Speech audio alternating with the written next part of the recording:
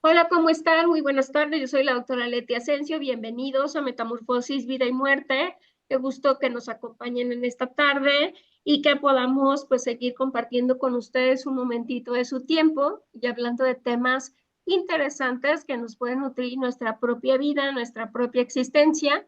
Pues ya saben que hablamos de temas de la vida, de la muerte, de la salud física y de la salud mental.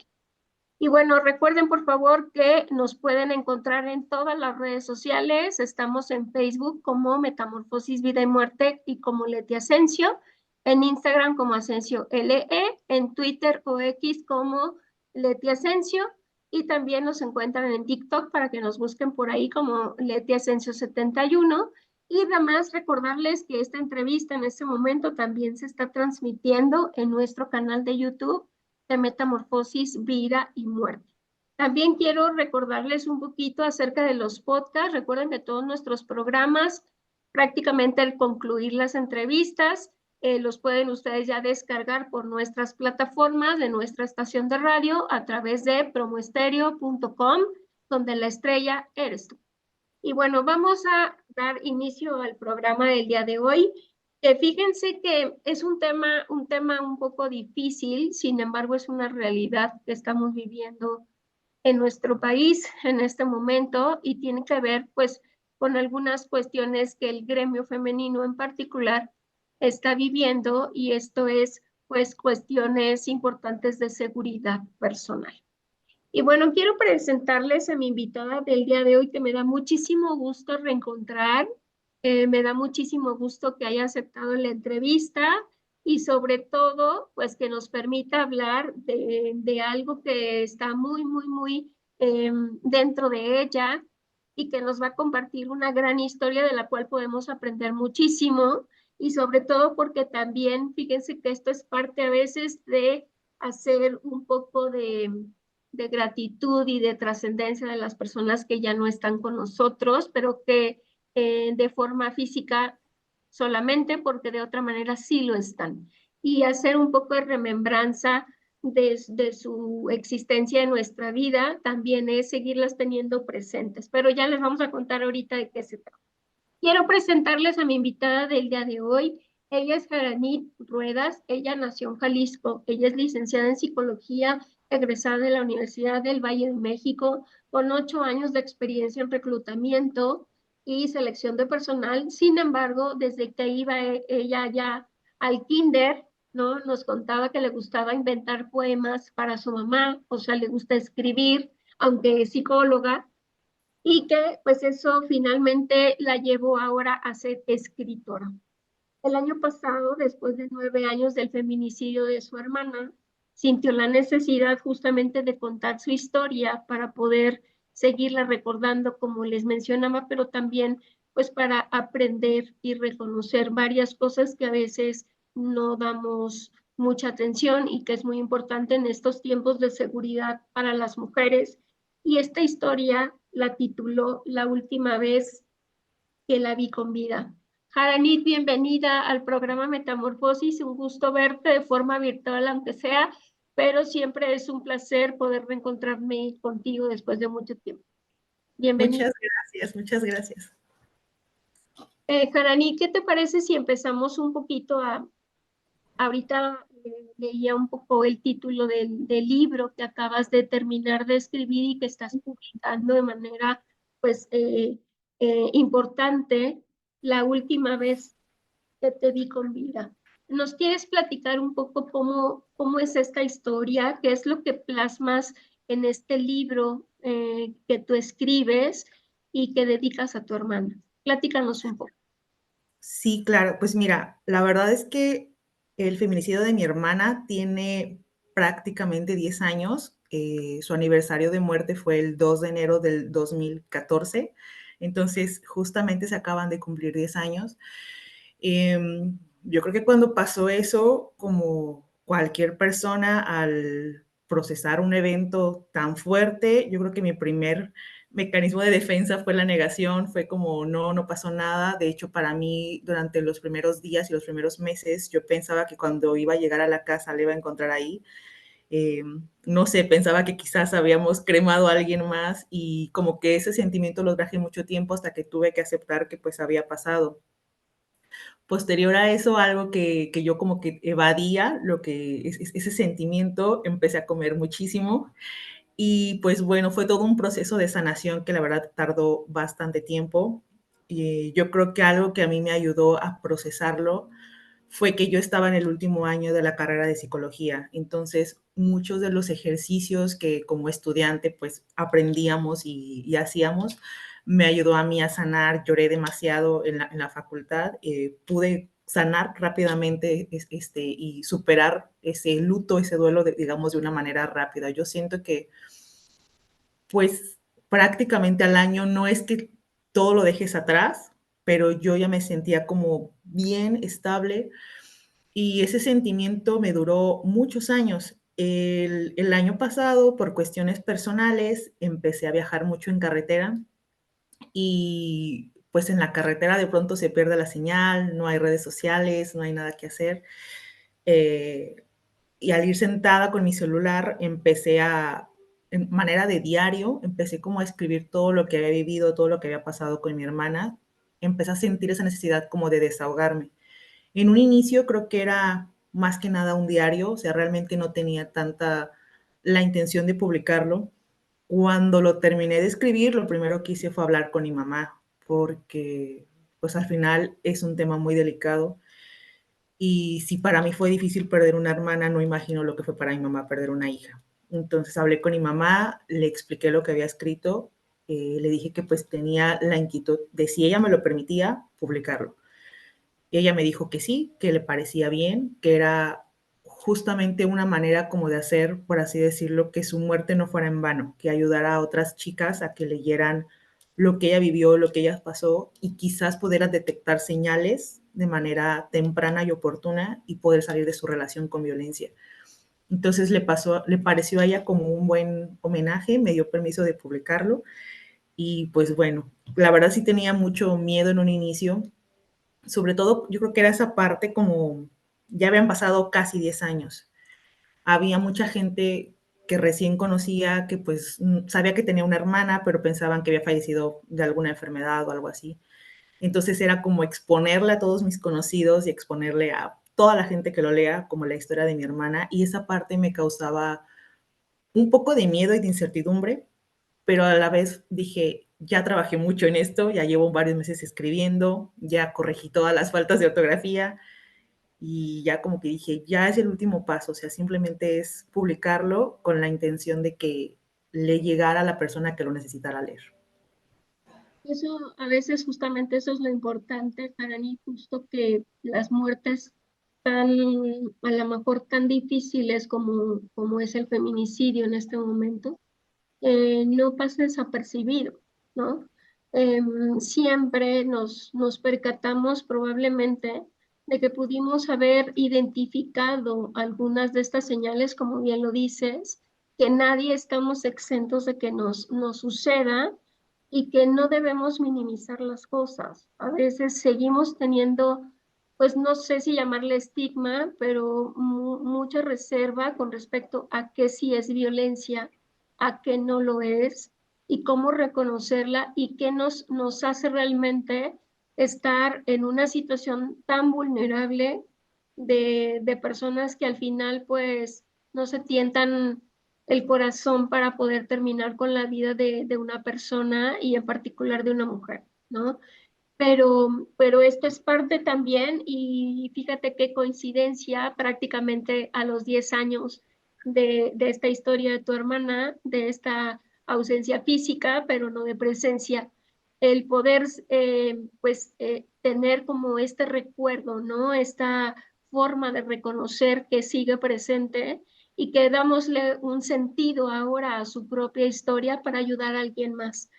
Entonces, Jarani, si empezamos un poquito que nos cuentes cómo empieza tu relato, cómo es que empezaste justo en estos trayectos de carretera, donde pues la falta de comunicación te hizo reflexionar un poquito de ese proceso de duelo que a veces sí, no nos es fácil tratamos de salir avantes, como cuando uno se ahoga en una alberca y trata de hacer su mejor esfuerzo para salir lo antes posible, y que a veces pues las actividades cotidianas nos ayudan. Sin embargo, sí es importante encontrar recursos como el que tú encontraste, de escribir, de transmitir y de poder saber que pues ahí está, ¿no? Ahí está una parte muy importante de este proceso de relación con tu hermana, que me parece muy, muy valioso. Entonces, si nos empiezas a contar un poquito cómo fue estas primeras líneas en las que tú empiezas a hablarnos de esta historia de tu hermana, Arani. Sí, pues justamente empezó porque me di cuenta que a pesar de su ausencia de tantos años, la verdad es que creo que una parte de mí nunca ha logrado, digamos, acostumbrarse a que no esté físicamente.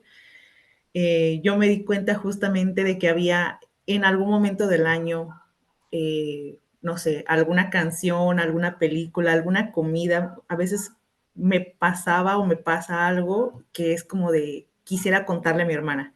Son de esas cosas que de pronto quieres como correr y contarle a, pues, a alguien que tú quieres mucho. En este caso, pues yo de pronto sentía la necesidad como de decir, híjole, si tuviera mi hermana aquí, le contaría esto. Había paseos, paisajes que al verlos yo decía, esto le encantaría a mi hermana. Y entonces fue esa como parte, esa necesidad de decir, quisiera contárselo a ella, pero no está. Entonces, justamente de esa misma manera inicia mi libro. Hablo justo de esa como necesidad o de esa sensación de quererle contar algo que pues físicamente ya no está. Entonces, así fue como inició todo. Creo que fue justo, como te mencionaba, como un diario en un inicio. Supongo que era como alguna manera de rara de platicar con ella, de contarle. Y poco a poco, pues ya cuando me di cuenta llevaba varias páginas escritas. Entonces dije, bueno, esto ya va más para un libro que para otra cosa. ¿Y cómo fuiste relatando un poco la historia, Harani?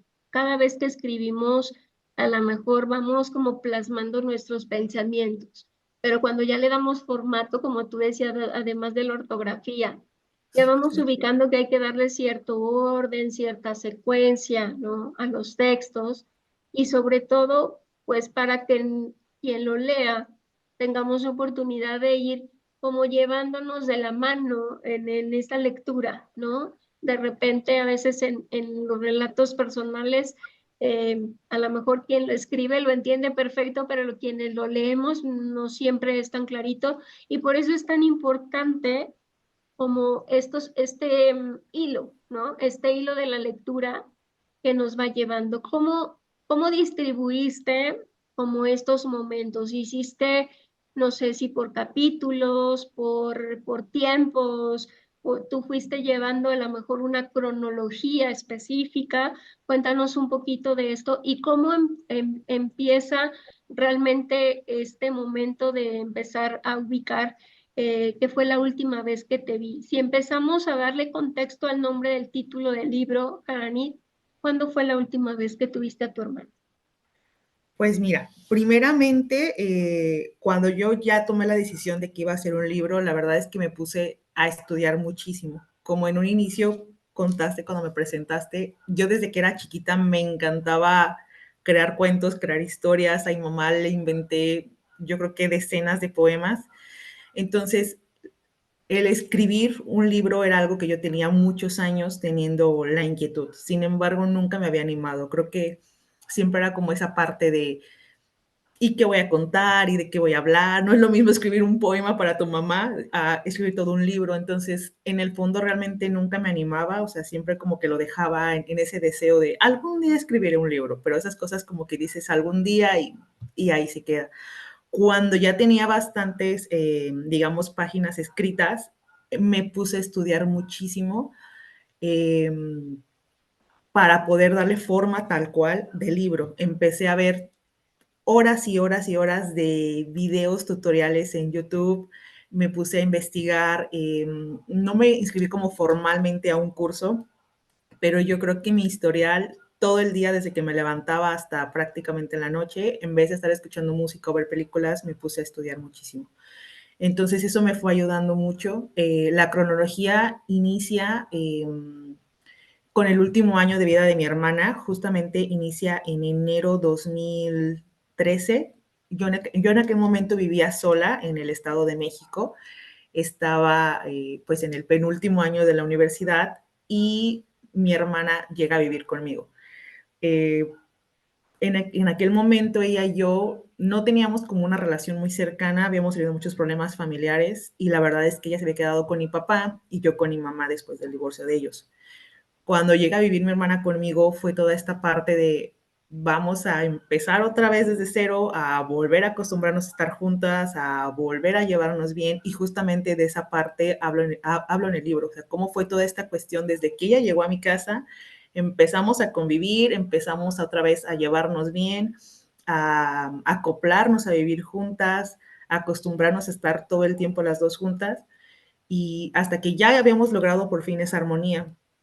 Posterior, ella pues conoce pues a su pareja, se va a un fin de semana a Puebla, conoce a este chico. En un inicio, la verdad es que como cualquier relación, o sea, yo la veía y se veía feliz, todo pintaba que era una buena relación y poco a poco voy contando en el libro cómo yo empiezo a darme cuenta de que algo raro pasaba. En un inicio, yo creo que para mí lo más notorio fue su cambio de vestimenta. Ella usualmente era una persona que le gustaba mucho vestir de manera coqueta, o sea, usaba mucho, no sé, botitas con tacón, zapatillas, minifalda, vestidos, le gustaba mucho maquillarse, arreglarse y de pronto su vestimenta cambió por completo, todo el tiempo estaba en pants, estaba en chamarra, en sudaderas, dejó de arreglarse, ella le gustaba mucho usar perfume, dejó de usar perfume, y después de su vestimenta empezó a dejar de salir con sus amigos. Entonces, toda esa cronología de cómo yo fui viendo esos cambios en ella, justamente los relato en el libro. Después de eso, ya fue cuando la vi por primera vez con un golpe en la cara. Cuando yo la veo con este golpe, hablo con ella. Yo recuerdo que en aquel momento, justamente en la universidad, estábamos viendo toda esta cuestión de la violencia y del violentómetro. Entonces, yo luego fue como de, ¿tienes violencia? Ella pues entre más trataba yo como de acercarme, más ponía ella estas barreras. Entonces fue muy difícil o bueno, fue imposible para mí tratar como de eliminar estas barreras y acercarme más a ella. Incluso hablo con mi mamá también trata de hablar con ella, pero pues ella siempre negó esta parte, o sea, siempre fue como, no, nada pasa, todo está bien. Eh, Después ya de esto, mi mamá pues tiene una operación en Tampico, voy a Tampico, como yo estaba en exámenes finales, me regreso, se va mi hermana a suplirme y justamente, igual esa parte la menciono en el libro, para mí algo que me pareció súper maravilloso y asombroso es que mi hermana le bastaron unos días en casa de mi mamá para cambiar y ser otra. O sea, cuando yo la regreso a ver, 15 días después de que me suplió ella, me relevó para cuidar a mi mamá, mi hermana otra vez era la persona antes de conocer a su novio, otra vez se arreglaba, estaba feliz, se salía, veía a sus amigos. Yo creo que, bueno, no yo creo, ese fue el momento en el que ella como que reunió fuerzas, reunió coraje y valor y termina su relación. Tristemente, cuando termina su relación, ya este chico no aceptó que terminara la relación y la empieza a buscar hasta que, pues bueno, va a Tampico. Entonces, justamente el libro está centrado en el último año de vida de ella, desde que llega a vivir conmigo, todos estos sucesos hasta que se da el nombre del libro justamente es La última vez que la vi con vida, porque pues en uno de los capítulos describe esta parte. La última vez que yo la vi con vida fue el 1 de enero del 2014, justamente pues un día antes había sido Año Nuevo. Entonces, como cualquier persona en Año Nuevo, lo que menos quería hacer era salir. En el libro pues cuento acerca de ese día. Yo ese día me levanté, bajé a ver la tele, bajé con mis perritos, con mi cobertor, me tapé y en eso escucho a mi hermana bajar las escaleras. La veo arreglada y está así como de, ¿a dónde vas? Me dijo, no, pues voy a ir con una amiga a entregarle unas cosas, me enseña las cosas y lo primero que yo hago es decirle, no, es año nuevo, ¿cómo se te ocurre salir? Quédate aquí en la casa, mañana sales. Para ella fue como, una salida de ahorita regreso, o sea, voy, entrego las cosas y regreso, no me tardo más de media hora. Se fue y justamente lo último que hizo fue decirme eso, que no se tardaba más de media hora. Volteó, me vio, me sonrió y se fue, y esa fue la última vez que la vi con vida. O sea, la verdad es que yo creo que si hubiera sabido que no iba a regresar, no lo hubiera dejado salir. Oye, Dani, hay algo que a veces, bueno, vemos mucho, a lo mejor en estas cuestiones de muertes inesperadas. Y es como tener esos mensajes a lo mejor subliminales o estas frases que uno no sabe qué significaban hasta tiempo después cuando ellos ya no están. ¿Tú, tú lograste en algún momento a lo mejor ver más allá de esta violencia física de esta pareja de tu hermana, algo más que te hubiese dado algún indicio, a lo mejor ese día o algunos otros días previos, de que algo pudiera pasarle? O ella misma que hubiera comentado algo que hubiera sido como, pues, no sé, una palabra, una frase que indicaran que pues ella se sentía a lo mejor en riesgo. Fíjate que tal cual ese día no, o sea, ese día cuando ella dijo que iba a ir con su amiga y regresaba, me pareció algo tan casual. Nosotras crecimos, la adolescencia la vivimos en Tampico, entonces teníamos muchas amigas en Tampico. Cuando ella quiso salir a ver a su amiga, parte de mí fue como, ah, bueno, va a ir a ver a su amiga porque es año nuevo y le va a ir a dar su abrazo, aparte de darle sus cosas, ¿no? Entonces, en ese momento no sentimos ninguna preocupación. Días antes, eh, algo que sí me comentó mi mamá es que este chico no le dejaba de marcar por teléfono, que todo el tiempo le estaba marcando por teléfono. Y me dijo mi mamá que eran muchas llamadas, porque de hecho hasta me comentó que el celular de mi hermana se cayó del tocador de tanto que vibró en cada llamada.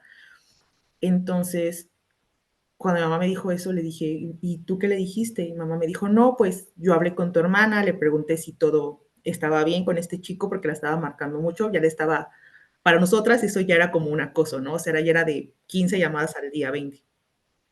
Pero mi hermana, lo primero que hizo fue preguntarle a mi mamá que ella qué haría si su vida corriera peligro. Entonces mamá le dijo, si tu vida corre peligro, dime y yo hago lo que pueda hacer. O sea, ponemos una denuncia, te mando a otro estado, te mando a casa de alguna de tus tías, no sé, desconectamos tus redes sociales, te desaparecemos de este chico. O sea, lo que tú digas, o sea, si tú me dices que es algo que tu vida corre riesgo, dime y vamos a tratar de alejarte de este chico para que no te encuentre. Después mi mamá le preguntó que si su vida corría riesgo y mi hermana dijo, no, no creo que corra riesgo. Entonces, yo creo que ella, ya como viviendo adentro de este círculo de violencia, yo creo que para ella perdió realmente la noción del peligro en el que estaba. O sea, yo creo que ha de haber pensado, ahorita me está llamando, luego se va a cansar, quién sabe, o sea, quizás hasta ella en algún momento iba a regresar con él, no lo sé, pero en aquel momento, o sea, en esos últimos días de su vida, algo que ella decía es que él jamás le haría nada.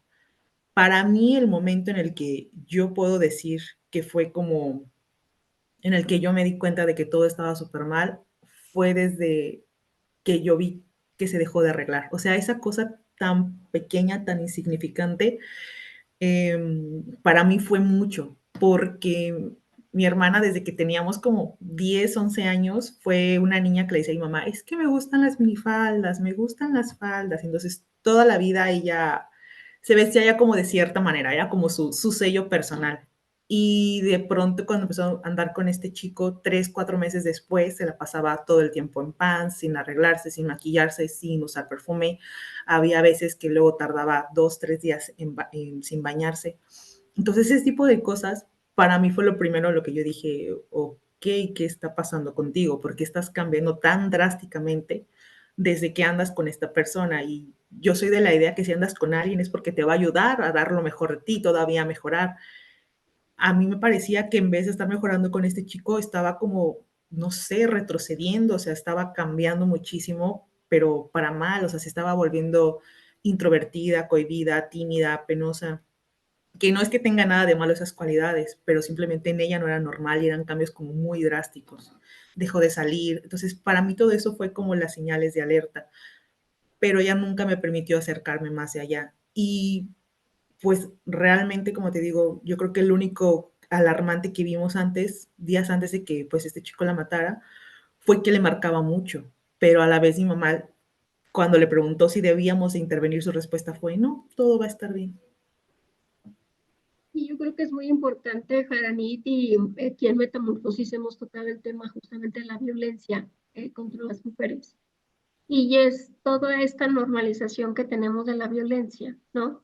Donde incluso nosotras mismas a veces no dimensionamos que eso es violencia o pensamos que lo tenemos bajo control, pero yo no sé, a lo mejor nuestro análisis crítico desde el punto de vista psicológico de lo que está pasando con los feminicidios es que algo está sucediendo en estos varones que no tienen ese control. O sea, Sí, alguien pudiera decir a veces, ay, cómo me gustaría desaparecerte del mapa, pero dices, no, espérate a ver qué estoy pensando, ¿no? Tenemos como ese freno interno, que de repente decimos, no, no, no, a ver, no llego hasta allá, ¿no?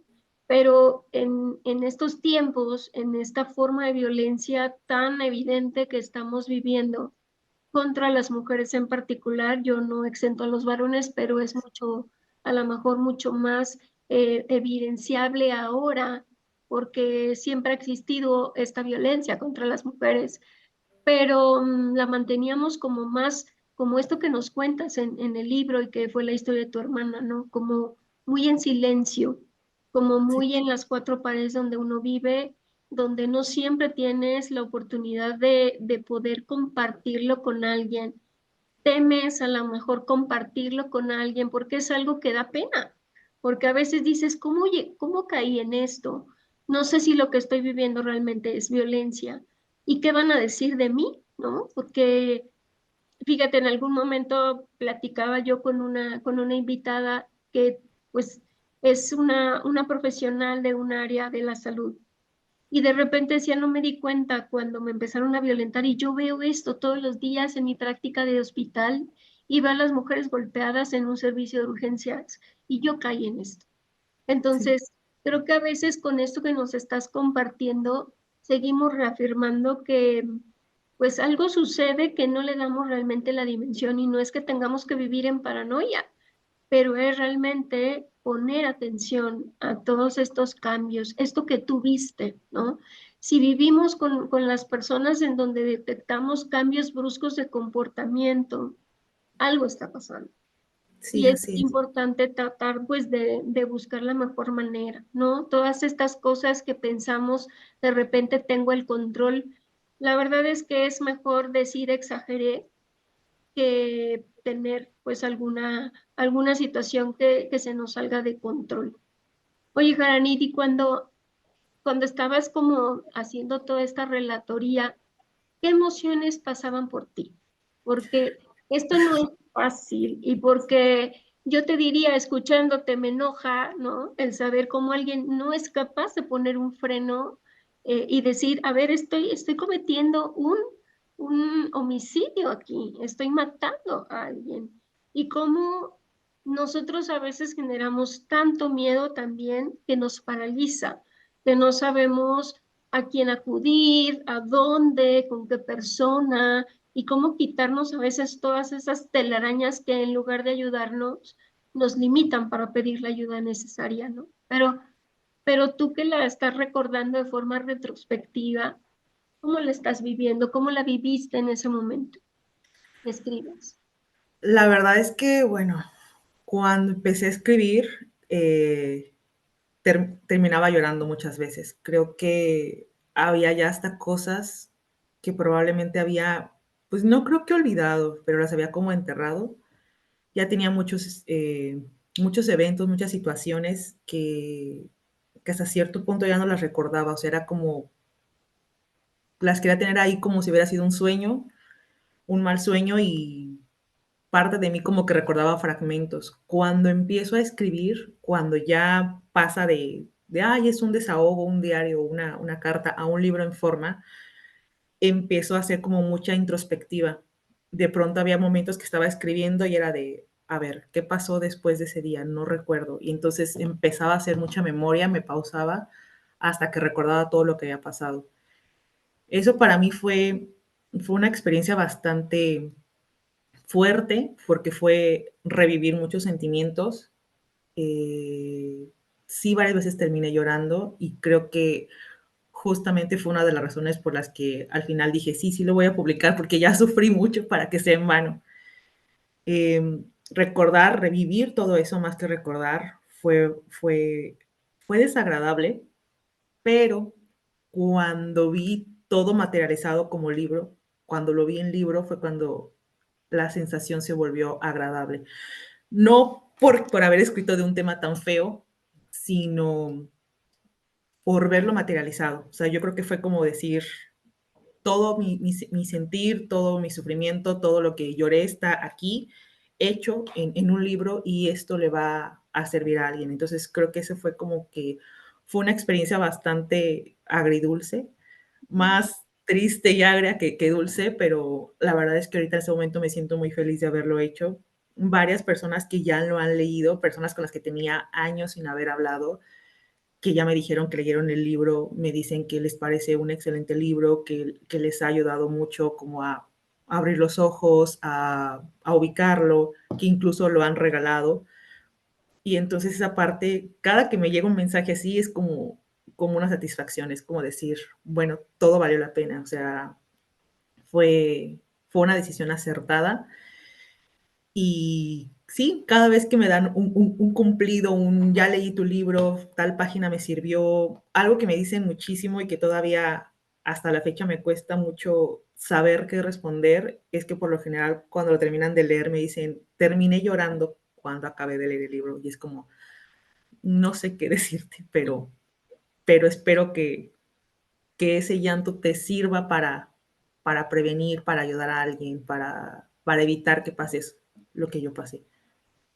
Fíjate, Verani, que no siempre el llanto es malo, ¿no? A veces es una forma, como tú nos los compartes el día de hoy, de sacar cosas que a veces están como ahí muy, muy dentro. Y yo creo que esta es una experiencia que todas vemos a través de historias cercanas, desafortunadamente. De repente dices, pero ¿por qué? O sea, ¿qué hace que tengamos que vivir estos tragos amargos de la vida, de perdernos de la compañía y de la esencia de las personas queridas, y que sea pues arrebatada justo a través de una cuestión tan violenta como esto, con una pues una connotación emocional muy, muy grande negativamente hablando, que lleva a una persona a querer terminar con la vida de otra. Entonces creo que pues eso también no pasa de noche por nosotros y nos hace sentir como estas emociones, pero bueno, parte de ayudar también a sacar un poquito como estas frustraciones o emociones que no podemos sacar, también el llanto nos ayuda a poderlo exprimir un poquito de donde no es a veces fácil sacarlo, ¿no? Y Jarani, te voy a preguntar algunas otras cosas que pueden Sí. ser importantes. Algo de lo que a veces no hablamos es qué pasa después. ¿Qué pasa con conocer el motivo del fallecimiento de tu hermana? ¿Qué pasa con su agresor? ¿Qué pasa con ustedes como familia? ¿Y qué pasó contigo como hermana que se volvieron probablemente a reencontrar en en un momento de la vida de ambas, que justo les permitió compartir cosas que a lo mejor por esta separación de tus papás no pudieron estar tan cercanas? Si nos compartes un poquito de esta historia. Sí, pues mira, yendo como por orden, la verdad es que cuando mi papá se entera de que mi hermana pues la habían asesinado, mi papá se desapareció. Él no estuvo presente en el velorio de mi hermana, la verdad, por cuestiones personales de mi mamá, no le avisó en el momento, le avisó hasta que mi hermana ya estaba cremada. Entonces, le marco a mi papá, a mí la verdad me daba muchísimo miedo decirle a mi papá, ¿cómo le iba a decir yo a mi papá que su hija había fallecido, que ya la habían velado y que ya la habían cremado? Entonces, era como, no sé, yo sentía que era la peor hija del mundo en ese momento y no me sentía con fuerzas de darle la noticia para nada. En ese momento me dice que está en casa de una de sus hermanas, una tía mía, que pues es doctora. Entonces, en cuanto me dice que está con mi tía que es doctora, lo primero que a mí se me ocurre es, pásame a mi tía para saludarla y darle el feliz año nuevo. Cuando empiezo a hablar con mi tía, pues le digo la verdad, que mi hermana pues ya falleció, ya la cremaron. Mi tía evidentemente, y voy con justa razón, pues empezó a gritar, se molestó bastante, de hecho me pidió hablar con mi mamá, creo que se hizo de palabras con mi mamá y ya ahí terminó la llamada. Yo después de ese momento que le contamos, bueno, que le pasamos a mi papá el mensaje de lo de mi hermana, se desapareció 3 meses. Durante 3 meses yo le marcaba, le mandaba mensajes, no supe de él, eh, no sabía nada de él, su familia no sabía de él, o sea, me refiero a mis tías que lo veían más seguido, no sabía nada de él, o sea, de plano fue como de, no sé, tu papá se echó a correr y no supimos de él. Tiempo después, ya él me dice que cuando se entera de lo de mi hermana, lo primero que él hace es salir corriendo, dice él que corrió sin ninguna dirección, después como que su mente volvió en sí, fue a la central de autobuses, tomó un camión de Ciudad de México a Tampico y en Tampico fue a buscar a las amigas de mi hermana para que le explicaran más de lo que estaba pasando. Ya una vez que resolvió todas sus dudas, él dice que se fue a Guatemala, me parece que se fue a Guatemala y estuvo allá 3 meses, que fue los 3 meses que estuvo desaparecido. Hasta que por fin un día yo le mando un mensaje de hola, ¿estás ahí? Ya llevaba yo varios, pues justamente este tiempo tratando de localizarlo. Y por fin ese día me respondió. Fue de, sí, aquí estoy. Entonces, él me contó que después de ese mensaje como que entendió que pues tenía que regresar al país. Al final cuando él se fue, o sea, dejó a su novia, dejó su casa así, o sea, como se salió ese día en la mañana, se fue corriendo simplemente y no regresó. O sea, creo que después de Tampico tomó un vuelo, no sé cómo llegó allá, de hecho, creo que jamás le he preguntado eso, pero simplemente se fue del país. O sea, él me dijo que quería estar en un lugar donde no tuviera amigos, familia, donde pudiera trabajar para mantenerse, pero donde nada le recordara a mi hermana. Entonces se fue y estuvo allá 3 meses trabajando hasta que ya por fin aceptó responderme ese mensaje y regresó al país. En el caso de mi mamá, la verdad es que ella es una persona muy religiosa y ella se enfocó mucho en la oración. O sea, ella a pesar de su dolor, a pesar de lo que había vivido, a pesar de todo lo que estaba pasando, ella siempre decía que le daba gracias a Dios porque cuando pasa lo de mi hermana, nosotras no tuvimos la necesidad de ir a buscar el cuerpo. Nosotras jamás pasamos por esa parte que pasa mucha familia, de empezar a buscar a su hija, de colocar lonas, de buscarla como desaparecida. Mi mamá y yo estábamos en la casa y de pronto tocaron la puerta. Cuando me asomo por la ventana, veo a una chica y un chico. Yo no los conocía, pero como la chica traía collarín y me empezó a preguntar por mi mamá y por mi hermana, yo dije, pues creo que es amiga de mi hermana. Cuando la dejo pasar, veo que mi perrito la recibe muy feliz, entonces dije, ah, pues sí, sí, es una visita constante en la casa y empieza a hablar con mi mamá. Y cuando habla con mi mamá, esta chica, esta amiga de mi hermana, nos enseña una foto y nos dice que mi hermana falleció. Nos explica que encontraron su cuerpo en las dunas de la playa de Ciudad Madero y que el cuerpo está como desconocido. que están buscando a los familiares para que vayan a reclamar el cuerpo. Entonces, hasta ese momento mi mamá y yo nos enteramos que mi hermana había fallecido. O sea, nosotras estábamos tranquilas pensando que mi hermana estaba con sus amigas. No nos había pasado por la mente ay, estará sufriendo, le pasó algo malo. Ella se fue de la casa justamente el 1 de enero. El día 2 no nos contestó las llamadas, pero no se nos hizo raro porque justamente como era 2 de enero, dijimos, está con sus amigas, se ha de haber puesto a tomar, se ha de haber desvelado cantando. Entonces, el día 2 como que no les dimos importancia que no nos respondiera el celular.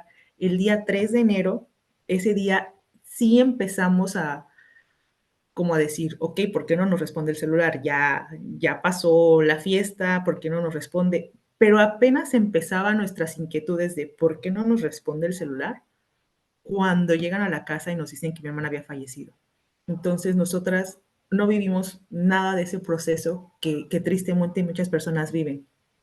Cuando vamos a reclamar el cuerpo, a reconocerlo, a hacer todos los trámites, cuando ya estábamos firmando, bueno, mi mamá estaba firmando para que le entregaran el cuerpo, la señorita que nos atendió, la trabajadora que nos atendió, nos dijo una frase que se nos quedó muy grabada y fue, no saben cuánta suerte tienen. Muchas personas pasan meses buscando a su familiar y ustedes sin buscarla la encontraron. Aquí la tienen. Y nos contó rápidamente que ese mismo día habían ido varias familias a querer reconocer el cuerpo de mi hermana porque querían encontrar una familiar de ellos. Entonces en ese momento empezamos a imaginar la desesperación de las familias que ya llevaban meses, semanas quizás, buscando a sus familiares, a sus hijas, a su hija y no la encontraban. Entonces, mi mamá siempre fue agradecida por eso. Mi mamá, yo antes de que pasara lo de mi hermana, mi mamá siempre decía, lo peor que le puede pasar a una madre es perder a sus hijos. Después que pasó lo de mi hermana, mi mamá dice, lo peor que le puede pasar a una madre es que su hijo desaparezca. Cuando tú ya lo enterraste, cuando sabes que ya está descansando, sabes que no está sufriendo, sabes que nadie le va a hacer daño, que no está pasando hambre, sed, nada, sabes que está descansando.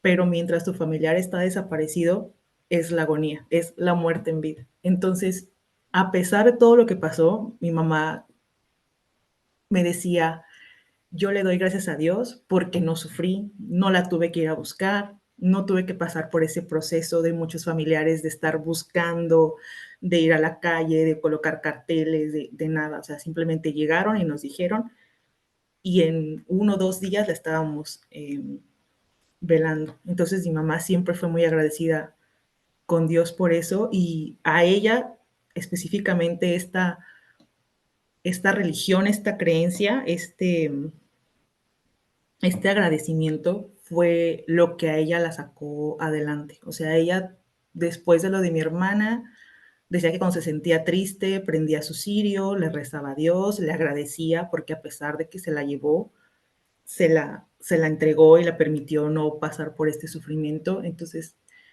siento que ella, todo este pues, agradecimiento hacia Dios fue lo que la mantuvo fuerte, fue lo que la ayudó a ella a continuar y a mantenerse fuerte emocionalmente. Y en cuanto a mí, pues yo la verdad, como te mencionaba en un inicio, pues yo estoy segura, o sea, no estoy segura, yo sé que estar en el último año en la carrera fue lo que me ayudó. O sea, el poder hacer tantos ejercicios en el salón de clases, con los maestros, con los compañeros, el poder hablarlo, desahogarlo, fue definitivamente lo que a mí me ayudó y pues fue la manera en la que yo pude procesar, o sea, yo creo que todo el año, todo el ciclo escolar, en cada actividad que teníamos, que era como de hablar de sentimientos y alguna, hacer introspección, me ponía a llorar, entonces eso fue lo que a mí me ayudó muchísimo. Oye, Dani, ¿y cómo, ya estamos un poco en línea de tiempo, pero cómo es que se confirma que fue un feminicidio? O sea, encuentran a tu hermana, hacen todo este reconocimiento de cuerpo, pero ¿cómo es que dan como este dictamen? Híjole, fueron varias cositas. Justamente el día que va la amiga de mi hermana a decirnos que habían encontrado el cuerpo de mi hermana y que había fallecido, ese mismo día, unas horas antes, nos entra una llamada al celular de mi mamá. La llamada, en aquel momento como que no reaccionamos, no hilamos, la llamada era del celular de mi hermana. Cuando vemos la llamada, lo primero que pensamos es, ay, es mi hermana. Cuando contestamos, nos responde un hombre. Entonces, en ese momento, la persona nos dice que es el novio de mi hermana, que había visto a mi hermana un día antes y que se habían peleado y que cuando se pelearon ella se bajó de su carro, dejó su bolsa con su celular y su cartera en su carro de él y que ella se bajó y que no ha tenido contacto con ella en las últimas horas. En aquel momento, nosotras como que, no sé, o sea, cuando nos dijo, hablo del celular de tu hermana porque tu hermana se bajó de mi carro y, y dejó aquí su bolsa, no sé, o sea, yo creo que si lo hubiera pensado con calma hubiera dicho, no, de ninguna manera mi hermana se baja de un carro y deja su bolsa y su celular, ¿no? Es imposible.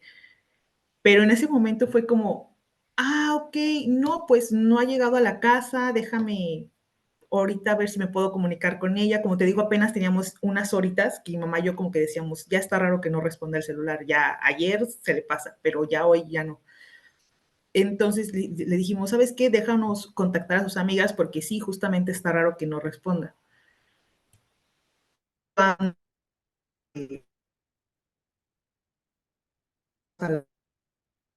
Eh, a, a, digamos, mi hermana.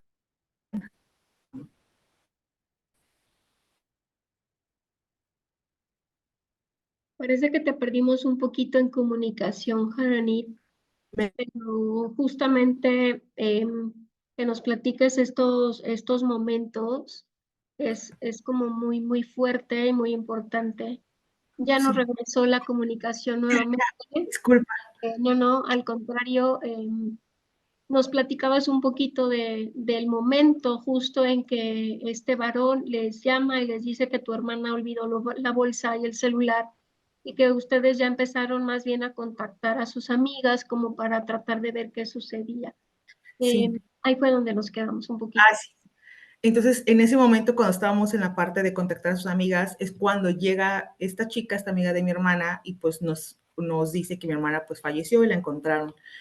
Vamos pues, a la policía, al CEMEFO, por el cuerpo, y lo primero que hizo la policía fue interrogarnos a mi mamá y a mí. Siempre los primeros sospechosos son la familia directa, entonces pasamos por todo el proceso del interrogatorio.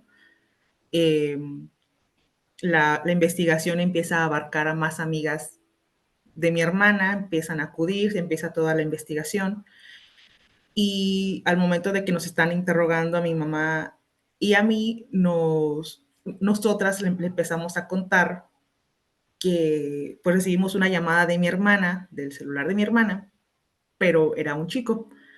Este dato les llamó mucho la atención a la policía y fue la policía la que rápidamente hiló todo porque cuando le dijimos esto, no, ya empiezan como a acomodar todo por secuencia y dicen, a ver, tu hermana salió de la casa el 1 de enero en la tarde.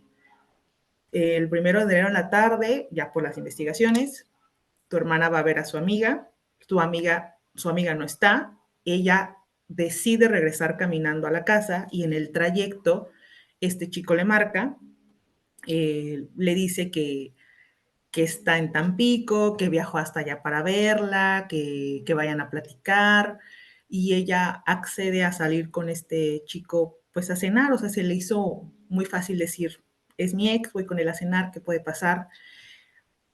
Van a cenar y cuando están cenando empiezan a discutir, y cuando empiezan a discutir los sacan del bar porque justamente empiezan a gritarse en el bar. Cuando los sacan, creemos que ese fue el momento como crucial, cuando lo sacan del bar, yo creo que ella tuvo la opción de decir, tomo un taxi, le marco a mi mamá, le digo que venga por mí, o acepto que mi ex me dé un aventón. Y ella decidió la última opción, se le hizo fácil decir, que mi ex me lleve a mi casa. La verdad es que Tampico es un lugar pequeño, entonces se le hizo fácil decir 3, 4 minutos llego a mi casa, pero de camino a Tampico, a la casa, perdón, ahí continúas directo sobre el bulevar y te lleva a la playa. Entonces creemos que en algún momento empiezan en vez de dar la vuelta hacia la casa, se van directo hacia la playa. En las dunas llegan, empiezan a discutir y la policía nos dijo que había una llamada registrada a urgencias el 2 de enero a las 2 de la mañana. En esa llamada hablaba un hombre diciendo que necesitaba una ambulancia porque había una mujer con una herida en la cabeza, con una herida de bala y que necesitaba una ambulancia urgentemente, si no la chica iba a fallecer. Cuando le preguntan el nombre a este chico, él cuelga, no sabían el nombre del chico, pero ya cuando nosotros les dijimos este dato de que nos habían marcado en la mañana del celular de mi hermana, la policía dijo, lo más probable es que él marcó del celular de tu hermana para pedir una ambulancia y él mismo les marcó a ustedes porque ha de tener dudas de si la chica falleció o no, porque justamente su llamado a emergencias fue, necesito una ambulancia porque hay una chica con una herida de bala en la cabeza y si no llegan rápido va a morir. Entonces, cuando este chico nos marca a mi mamá y a mí buscando a mi hermana, su pregunta inicial fue, necesito saber si tu hermana está bien o está en el hospital. Y fue como, o sea, son esos detallitos que en el momento uno no reacciona, no lo oscila, pero ya cuando estábamos ahí con la policía hablando y armando todas las piezas, dijimos, sí, ¿quién habla preguntando, oye, tu hermana está en el hospital o está bien? Entonces entendíamos por qué preguntó lo del hospital, entendíamos que él sabía, bueno, él sabía que le había disparado, él creyó que ella estaba viva y por eso hablaba preguntando por si mi hermana estaba en el hospital. Yo creo que él no, cuando él abandonó la escena, yo creo que él no sabía que mi hermana había fallecido. Ya después nos dijeron por la autopsia que pues fue una muerte instantánea. Oye, Garani, pues muy difícil esta historia, sin embargo, de mucho, mucho aprendizaje, sin duda. Y bueno, nos dejas picados porque ya se nos terminó el tiempo.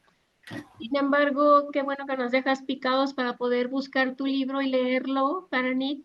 Si nos quieres, por favor, ayudar a saber cómo tener como la oportunidad de conseguir el libro, dónde está disponible, para que nosotros podamos pues revisar cada una de estas historias o relatos que nos acabas de dar y ver el final de la historia. ¿Cómo lo conseguimos, Karanit? Sí, claro que sí. Se llama La última vez que la vi con vida. Se encuentra disponible en Amazon. Está disponible tanto en formato virtual, bueno, digital, como físico. Y pues bueno, ahí lo pueden encontrar fácilmente. Pues Jaranit, una historia fuerte sin duda, sin embargo, nuevamente creo que es una oportunidad de darle a la muerte de tu hermana un significado y un aprendizaje para otras chicas que puedan estar viviendo como esto, ¿no? Y tratar algo que dijiste ahorita al final muy importante. Cuando vemos cosas inconsistentes, no hay que dejarlas pasar, más bien hay que reflexionar un poco más y detenernos para poder saber si podemos hacer algo más para ayudar a alguien que puede estar viviendo pues una situación de violencia como esta. No sé Sí, si así. quieres dejar algún mensaje ya para cerrar el programa, Jaranit. Ya tenemos escasos medio segundo para poderlo hacer. No, pues quiero decirle nada más, muchas gracias a usted por este espacio, la verdad es que lo valoro demasiado y muchas veces a mi mamá por haberme autorizado publicarlo y muchas gracias a mi prima Fanny Oliver, ella pues es periodista y también fue una persona que me ayudó mucho a darle una correcta estructura a mi libro, entonces pues muchas gracias. Y a todos los que lo lean, espero que de verdad les ayude mucho, que prevengan esta situación y que pues no sigan los pasos de mi hermana. Pues Jaranit, nuevamente un abrazo para ti, para tu mamá, para toda la familia, porque pues bueno, todos lo vivieron de forma diferente y también pues es una forma de plasmar cómo cada uno tenemos nuestra manera muy peculiar de vivir una situación tan difícil como un feminicidio. Muchas gracias, Gerani. De verdad, no se pierdan leer, por favor, esta gran obra que nos dejaste picados, Gerani. Y bueno, te mando un abrazo con mucho cariño y espero seguir teniendo un poco de oportunidad de comentar contigo, pues todas estas cosas que has estado realizando también profesionalmente. Muchas gracias, Gerani. Muchas gracias, Miss. Pues este fue su programa Metamorfosis, Vida y Muerte. Recuerda, nosotros estaremos escuchándonos y viéndonos la próxima semana en punto de las 3 de la tarde. Hasta la próxima.